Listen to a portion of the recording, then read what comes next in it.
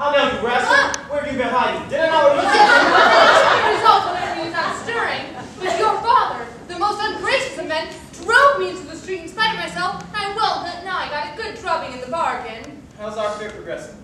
Things are more urgent than ever for us, and since I last left you, I've discovered my own father is my rival. Your father in love? Yes, and I found it very difficult to hide from him what I felt as such news. He meddling with love? What the deuce is he thinking of? Is this a joke? Is love made for people of his build? His passion must have entered his head to punish me for my sins. But why do you hide your love from him? That he may not suspect anything, and to make it more easy, if need be, to fall back upon some device to prevent this marriage. What answer did you receive? Indeed, sir. Those who borrow are much to be pitied. We must put up with strange things when, like you, we must pass to the hands of the usurers. Then the affair won't come off? Excuse me. Mr. Simon, the broker who was recommended to us, is a very active and zealous fellow. He says he has left no stone unturned to help us. He assures me your looks alone have won his heart. Shall I have the 15,000 francs which I want? Yes, but under certain trifling conditions, which you must agree to if you wish the bargain to be concluded. Did you speak to the man who stole the money? Oh, dear, no. Things are not done in that way. He is more anxious than you to remain unknown. These things are greater mysteries than you think. His name is not by any means to be divulged, and he is to be introduced to you today at a house provided for this purpose, so that you may hear from yourself about your position and your family. And I have not the least doubt that the mere name of your father will be sufficient to accomplish what you wish. Particularly as my mother is dead, and they cannot deprive me what I inherit from her. Well, here are some of the conditions which he has himself dictated to our go-between for you to take cognizance of before anything is begun.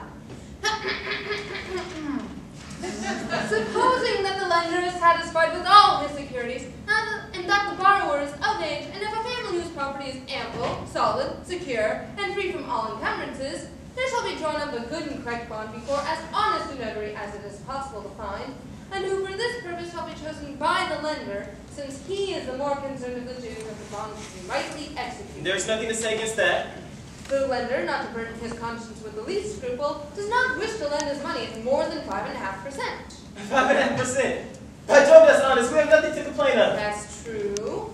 But, as the said lender has not in hand the sum required, and as, in order to oblige the lender, he is himself required to borrow from another at the rate of 20%, it is but right that the said first borrower should pay this money in addition to the rest, since it is only to oblige him that the said lender is himself forced to borrow. The deuce? What sort of usury monster are we dealing with here? That's more than 25%.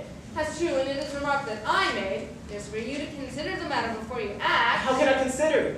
I want the money, and therefore I must accept everything. That's exactly what I answered. Is there anything else? Only a small item. Of the 15,000 francs demanded, the lender will only be able to count down 12,000 in hard cash. Of the remaining 3,000, the borrower, will have to take the chattels, clothing, and jewels, containing the following catalog, in which the said lender has put in all good faith at the lowest possible figure. What does all that mean?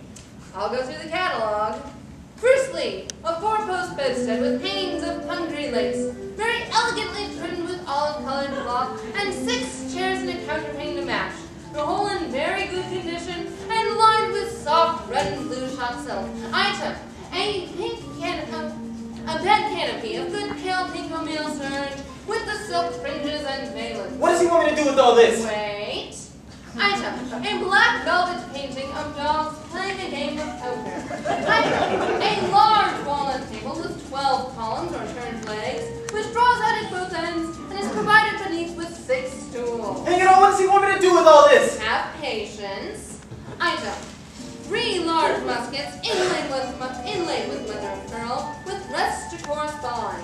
Item: a brick furnace with 2 retorts and 3 receivers, very useful for those who have any taste for distilling. It will drive me crazy. Gently.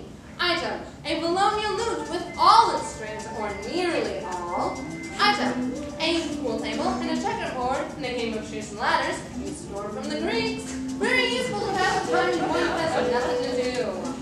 Item: a lizard skin, 3 feet and a half in length, stuffed with hay, a pleasing curiosity to hang on the ceiling of a room. The whole of the above-mentioned articles are really worth more than 4,500 francs, and are reduced to the value of 1,000 crowns through the considerateness of the lender. Let the plague trouble with his considerateness.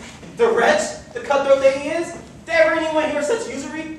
Is he not satisfied with the outrageous interest that he asked that he must force me to take? Instead of the 3,000 francs I want, all those junk he's picked up, man, I shouldn't get 2,000, I shouldn't get 200 crowns for that. And yet, I must yield to all his wishes, for he's in a position to force me to accept everything. And he has me, the villain, with a knife in my throat. I see you, sir, if you forgive my saying so, on the high road Philip entrepreneurs to ruin himself, taking money in advance, buying dear, selling cheap, and cutting your corn while it's still grass. What else would you have me do? It is since that young men are reduced to the accursed avarice of their fathers, and people are astonished after that the sons long for their death. No one can deny that yours would have set against this mean as the most quiet of men. I have not, thank God, any inclination to gallowsward, and among my colleagues whom I see dabbling in various doubtful affairs, I know well enough how to keep out of hot water, how to keep clear of those things which savor ever so little of the latter. But he almost gives me, by his ways of going on, the desire of robbing him. And I should think that in doing so, I was doing a meritorious action. Give me that memorandum. I want to have another look at it. Yes, sir. It is a young man in greatly in want of money. His affairs force him to find some at any cost, and will submit to all your conditions. But are you sure, Mr. Simon, that there is no risk to run in this case? And do you know the name, the property, and the family for whom you speak? No, I cannot tell you anything for certain, as it was by mere chance I was made acquainted with him. But he will tell you everything himself, and his servant has assured me you'll be quite satisfied when you know who he is. All I can tell you is that his family is said to be very wealthy, that he already lost his mother, and that he would pledge you his word if you insist upon it. That his father will die before 8 months are past. That is something. Charity, Mr. Simon, demands we gratify people whenever we have it in our power. Evidently. What does this mean? Mr. Simon talking to your father? Has he been told who I am? Would you be capable of betraying me? Ah, you're in good time. But who told you to come here? It was certainly not I who told him your name and address. But I'm of the opinion there's no greater harm done. There are people who can be trusted, and you come to some understanding together. What? This is a gentleman who wants to borrow the 15,000 francs for which I've spoken to you. What? Miscreant! Is it you who rule yourself by loans so greatly to be condemned? What? Is it father? Is it you who seek to enrich yourself by such criminal usury? You dare before that to show yourself before me. And you dare after that show yourself to the world? Oh, are you not ashamed, tell me, to descend into these wild excesses, to rush headlong into these frightful expenses, and disgracefully to dissipate the wealth which your parents have amassed with so much toil? Are you not ashamed of dishonoring your station by such dealings, of giving in to the insatiable desire of keeping crown upon crown, and of outdoing the most infamous devices created by the most notorious users? Ah, get out of my sight, you reprobate! Get out of my sight! So who's the more criminal in your opinion? He who buys the money of which he stands in need, or he who obtains by unfair means money for which he has no use? Ah, be gone out of my sight before you provoke me to anger! After all, I am not very much vested in this adventure.